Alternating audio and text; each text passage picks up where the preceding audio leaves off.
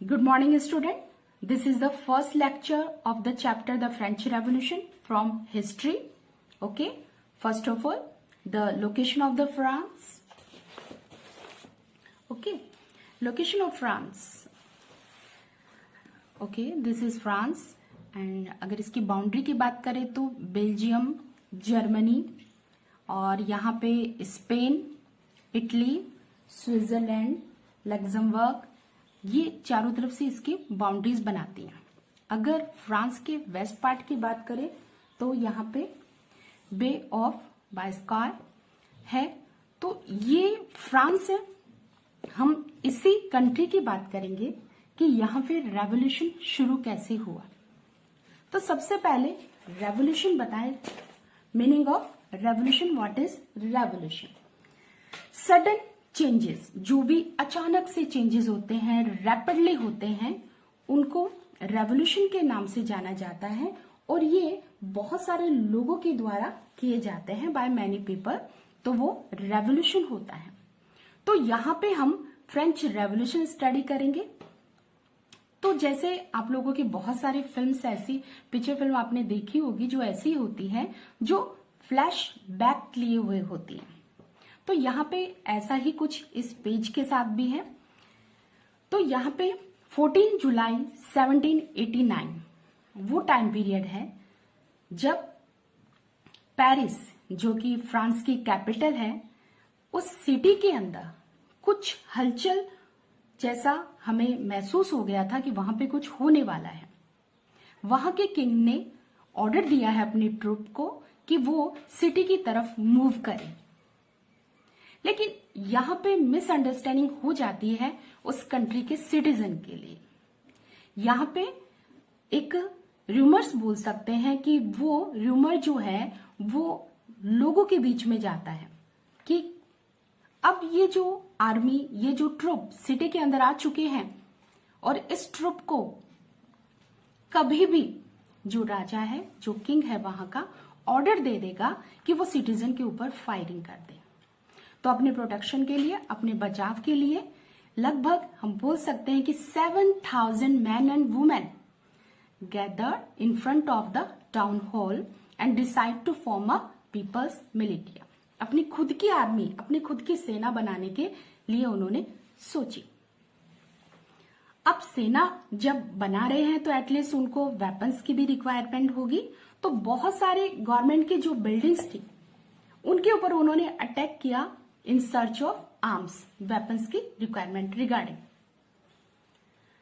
एक ग्रुप जिसमें हम बोल सकते हैं 1000 ऑफ पीपल हैं, जिसमें मैन वुमेन सब थे, वो मार्च करते हुए बास्टिल, जो वहां का प्रिजन बोल सकते हैं, सेल, वहां पे जहां पे प्रिजनर्स को कैद किया जाता है, रखा जाता है, वहां पर लोगों ने, आशा है उन लोगों के कि यहाँ पे हमें कुछ वेपन्स वगैरह मिलेंगे, और उन्होंने इस बास्टिल के ऊपर अटैक कर दिया। और अटैक करने का रिजल्ट क्या हुआ कि दोनों तरफ की फायरिंग में जो है वहां का जो कमांडर है वो मारा जाता है, और जितने भी प्रिजनर वहां पर रह रहे थे उनको रिलीज कर दिया जाता है, उनको आजाद कर दिया जाता है, जो कि 7 थे। और यहाँ पे एक 1 मार्क का क्वेश्चन हमारा ये भी आता है कि बास्टिल जो फोर्ट वहां पे था, वहां पे लोग उससे नफरत क्यों करते थे? तो यहाँ नफरत के पीछे बताया गया है कि राजा के डिस्पोटिज्म पावर का जो है वो एक प्रतीक माना जाता है, जिससे कि लोग नफरत करते थे। और जब ये पूरी तरह से डिस्ट्रॉय हो गया था, तो इसके जो पार्ट्स हैं, इसके कुछ पार्ट्स थे जो मार्केट में बेचे गए थे, और लोगों ने एज अ शो पीस अपने घर को डेकोरेट करने के लिए वो वहां से परचेज किए गए थे। ऐसी ही बहुत सारी एक्टिविटीज पेरिस एंड कंट्रीसाइड में भी होती है, और जो एक चैन के साथ, एक कड़ी के साथ दूसरी कड़ी जुड़ती हुई एक चैन बनाती है, और जो फ्रेंच रेवोल्यूशन का कारण बनती है। यहाँ पे ये जो घटना है, ये जो इंसिडेंट है, जो फ्रंट पेज पे आपको यहाँ पे बताया गया है, और ये कहाँ जाके खत्म होता है, इसका रिजल्ट क्या होता है? इसका रिजल्ट होता है कि वहां के राजा को फांसी की सजा दे दी जाती है। तो ये कैसे हुआ? तो सबसे पहले हिस्ट्री में जो भी हमारे चैप्टर्स होते हैं, हम जो भी इंसिडेंट होता है, जो भी अगर किसी राजा के रूल या उस टाइम पीरियड को आप स्टडी करना चाहते हो, तो सबसे पहले हम स्टडी करते हैं वहां की सोसाइटी की। तो यहां पर जो स्टडी वाइज हम बोलेंगे कि French society during the late 18th century. अच्छा, सोसाइटी की बात कर रहे हैं यहाँ पे 18th century, late 18th century में। तो अब वहां के सबसे पहले रूलर के बारे में आपको बता दें कि इन 1774, जो डेट वाइज अगर मैं बोलूं तो 10 मई वो डेट है जो लुई 16 जो है वहां का रूलर बनता है। एज अ रूलर उसे एक्सेप्ट किया जाता है। कौन सी फैमिली से बिलोंग करता था? तो वो बर्बन फैमिली से बिलोंग करता था। जब वो 20 इयर्स का था तब उसे सिंहासन पर बैठाया गया था और उस पर्सन की यहाँ पे शादी जो है वो ऑस्ट्रिया की राजकुमारी मैरी एंटोनेट से हुई थी। जब राजा गद्दी के ऊपर बैठता है तब उसे पता चलता है कि उसका सिंहासन तो खाली है, पूरी तरह से खत्म हो चुका है, उसका खजाना पूरी तरह से खत्म हो चुका है। लेकिन सिर्फ ये पर्सन रिस्पॉन्सिबल नहीं है। लुई 16 से पहले लुई 15 और उससे पहले 14। तो लुई 14 के समय में काफी अच्छा यहाँ पे प्रोग्रेस चल रहा था, लेकिन 14 से ही वो प्रोसेस शुरू हो गई थी। और लुई 15 जो कि हम बोल सकते हैं कि एक बच्चा था वो, जिसे सिंहासन पर बैठाया गया था, और उसका जो मिनिस्टर था वो बहुत ज्यादा करप्टेड था। लुई 15 था वो हंटिंग और डांसिंग का शौकीन था, बहुत शौक से शौकीन, उसने अपनी शौक पूरा करने में अपनी लाइफ बिता दी। जब उसकी डेथ हुई तो फ्रांस के लोग बहुत खुश हुए थे कि अब लुई 16 यहाँ पे है जो कुछ हमारे लिए करेगा। लेकिन लुई 16 बोल सकते हैं कि उसके हाथ बंधे हुए थे।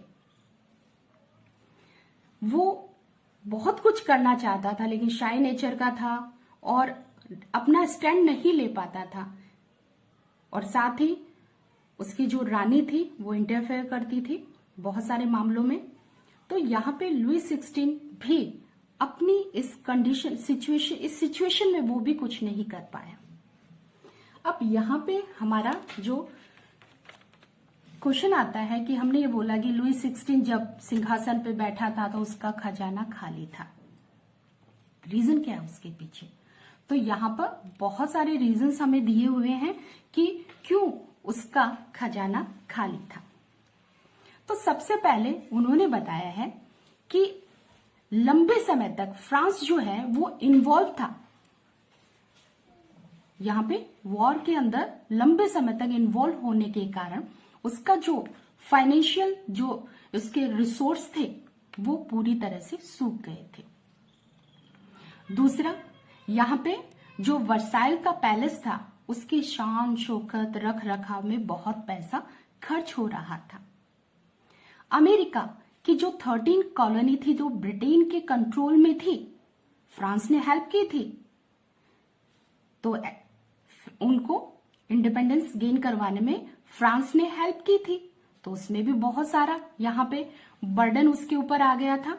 यहाँ पे लिवरेज जो कि वहां की करेंसी थी फ्रांस की, ये जो फ्रांस की करेंसी थी वहां पे, इस करेंसी जो है ऑलरेडी उसके ऊपर 2 बिलियन जो लिवरेज जो करेंसी है जो बर्डन है उसके ऊपर था, लेकिन युद्ध के कारण ये बढ़कर और ज्यादा हो गया था।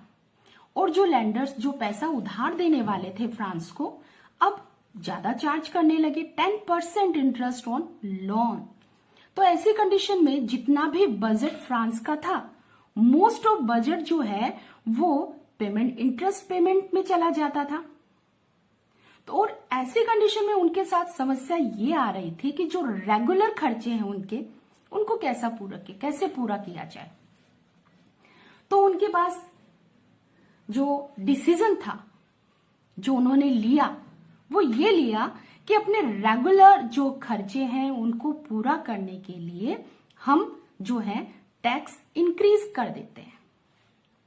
तो टैक्स इंक्रीज करने की यहां पे लुई 16 सोच रहा है।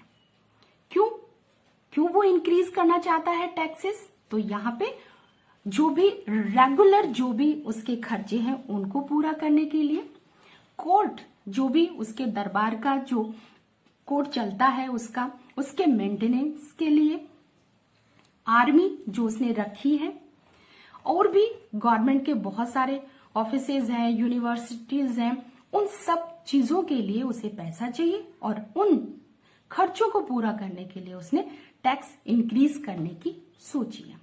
तो यहां पे जब क्वेश्चन पूछा जाता है आपसे कि खजाना खाली होने के पीछे कौन कौन से कॉजेज हैं और क्यों उसने टैक्स इंक्रीज करने की सोची है, हाँ तो ये बात तो सही है कि खजाना खाली, लेकिन यहाँ पे टैक्स इंक्रीज करने की बात आए तो हम यहाँ पे रेगुलर एक्सपेंशन जो भी हैं उसके, उन सब चीजों के लिए उन्होंने टैक्स को इंक्रीज किया है।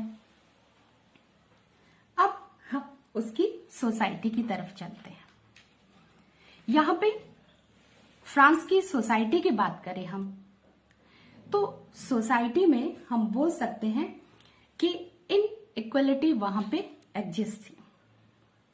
यहां पे सोसाइटी उस समय 3 ग्रुप में या 3 पार्ट में डिवाइड थी।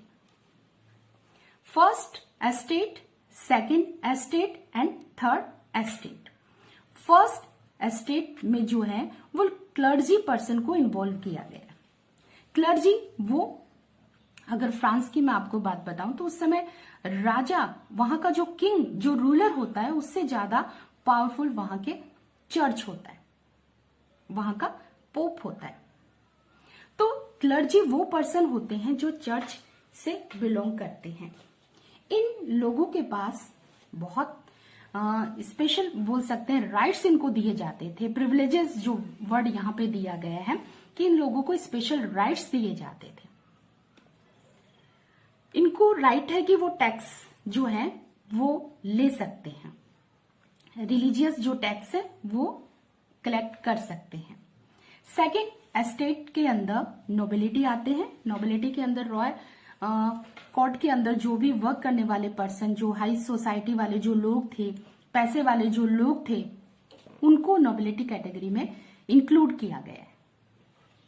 और उसके बाद में जो थर्ड एस्टेट आता है उसको 3 कैटेगरीज में डिवाइड किया है। Big businessman, merchant, court officials, lawyers, peasant and artisans, small peasant, landless, labour and servant. ये थर्ड स्टेट के मेंबर हैं। तो यहां पे आपसे डिवीजन ऑफ फ्रेंच सोसाइटी पूछ लिया जाता है during the late 18th century, तब हम ये फ्लो चार्ट के थ्रू उसको एक्सप्लेन कर सकते हैं। अब इसमें जो है ये तो डिवीजन हो गया, इनइक्वालिटी कैसे एग्जिस्ट है तो देखिए, फर्स्ट स्टेट और सेकंड स्टेट के जितने भी मेंबर हैं उनको फ्री कर दिया गया है टैक्स से। इट मीन्स उनको टैक्स किसी भी फॉर्म में उनसे टैक्स नहीं लिया जाएगा। तो रिस्पॉन्सिबिलिटी किसको आती है टैक्स की? तो वो है थर्ड एस्टेट। थर्ड एस्टेट में ये फर्स्ट पार्ट जो है ये हम बोल सकते हैं कि ये पर्सन या ये मेंबर ऐसे हैं जिनके पास पैसा है।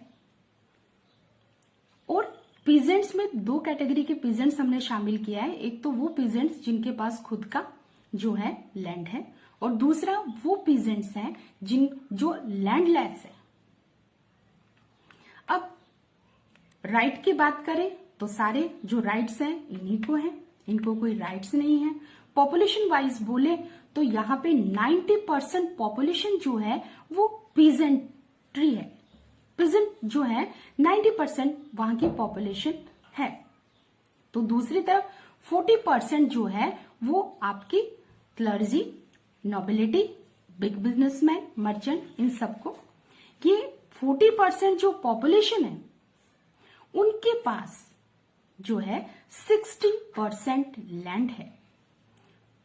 तो यहां पे इनइक्वलिटी क्लियरली एक्सप्लेन और विजिबल हो रही है हमें। फिर अब टैक्सेस की बात करते हैं। तो यहां पे दो इंपॉर्टेंट टैक्स थे जो लिए जा रहे थे। तो फर्स्ट जो टैक्स था वो था टाइथ, जो चर्च के द्वारा, डायरेक्ट चर्च के द्वारा लिया जाता था, और दूसरा जो स्टेट के द्वारा लिया जाता था वो था टाइप। थर्ड स्टेट के जितने भी मेंबर थे, all the member of the third state had to pay taxes to the state. और साथ ही यहाँ पर बहुत सारी चीजें जो वहां के लोग कंज्यूम करते थे उन सब के ऊपर भी टैक्सेस लगाया जाता था, यहाँ पे आइटम के ऊपर, जैसे टबैको और सॉल्ट। तो इनइक्वलिटी टैक्स में भी है। टैक्स जो पे करना होता था वो थर्ड एस्टेट के मेंबर्स को करना होता था। क्लर्जी और nobility free from the taxes. Now एक बार फिर से इसको आपको एक्सप्लेन करूं। यहां पे अगर कॉजेज ऑफ फ्रेंच रेवोल्यूशन का आता है तो उसमें इकोनॉमिक कॉजेज यहां पे मेंशन किया गया है, सोशल इनइक्वलिटी यहां पे मेंशन की गई है, जो टैक्सेस के बेसिस पे है, पॉपुलेशन के बेसिस पे है, राइट्स के बेसिस पे है, डिवीजन के बेसिस पे है। तो यहाँ पे इन इक्वलिटी एग्जिस्ट है सोसाइटी के अंदर। और टाइप्स ऑफ टैक्सेस है, differentiate between tithes and taille, यहाँ पे क्वेश्चन आस्क किया जाता है। और अगर वहां की फ्रांस की करेंसी की बात करें तो लिवरेज वहां की करेंसी है जो 781 टू 1795 तक वहां पर चल रही थी। और कैपिटल जो है वहां मैंने आपको पहले ही बताया था पेरिस है। और फ्रांस के मैप की लोकेशन को दिखाकर उसके नियर बाय जो बाउंड्रीज जो बनी हुई है, नेबरिंग कंट्रीज है, वो भी आपको मैंने बताई है।